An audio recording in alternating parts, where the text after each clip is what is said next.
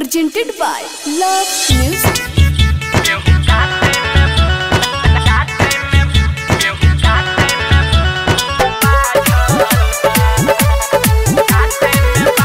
Music by Gaurav Roshan.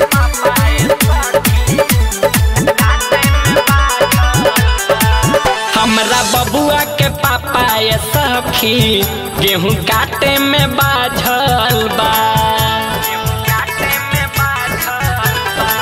हमरा बबुआ के पापा ये सखी गेहूं काटे में बाझल बा। अरे चौक में देवरा कमीना ओठलाली चाटे में लागल बा। हमरा ननका के पापा ये सखी गेहूं काटे में बाझल बा। हमरा ननका के पापा ये सखी गेहूं काटे में बाझल बा। अमन रिकॉर्डिंग स्टूडियो दिल्ली।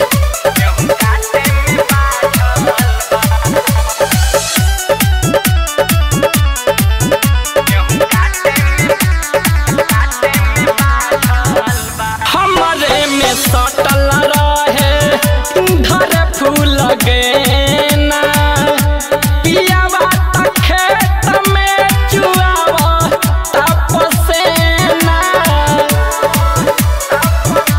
ए सखी हमरे में सटल रहे धर फूल गेना पियावा त खेत में चुआवा तपसेना।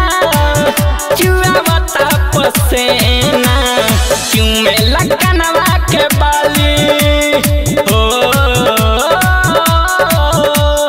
चुमे लगनवा के बाली तुरले पौआ के छागल बा। हमरा ननका के पापा ये सखी गेहूं काटे में बाझल बा। हमरा ननका के पापा ये सखी गेहूं काटे में बाझल बा।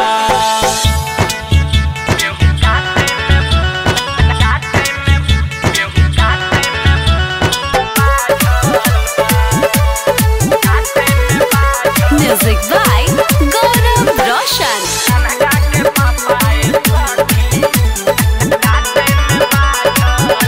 राजा जी सुबास रोजो काटे चार काठा।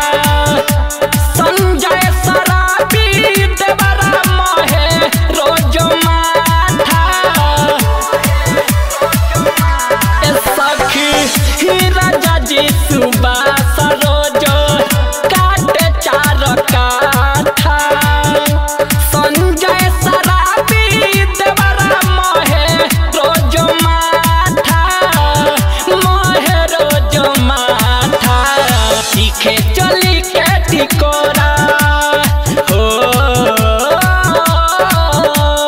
सीखे चली के टिकोरा भइल हमरे पापा गलबा। हमरा ननका के पापा ये सखी गेहूं काटे में बाझल बा। हमरा बबुआ के पापा ये सखी गेहूं काटे में